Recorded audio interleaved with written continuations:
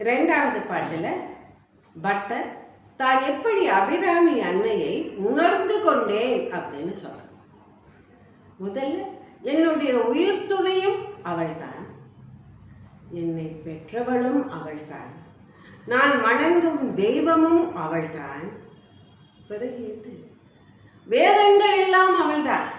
வேதத்தை ஒரு மரமாக நினைச்சிட்டோம்னா அந்த மரத்தின் கிளைகளும் அன்னைதான், மலர்கள் இலைகள் எல்லாமே அவள்தான், அடியில் இருக்கும் வேரும் அவள்தான்.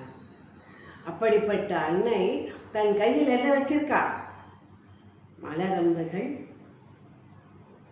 மெல்லிய பாசாங்குசம், கரும்புகள், இந்த மூன்றையும் வைத்திருக்கும் திரிபுர சுந்தரி அவள் என்று நான் உணர்ந்து கொண்டேன். அவள்தான் எனக்கு எல்லாம் என்று நான் உணர்ந்து கொண்டேன்.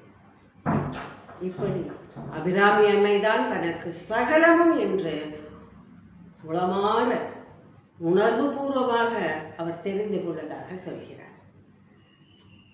இந்த பாடலை பிரிந்தவர்கள் ஒன்று சேர பாடுவார்கள் என்று சொல்வது வழக்கம்.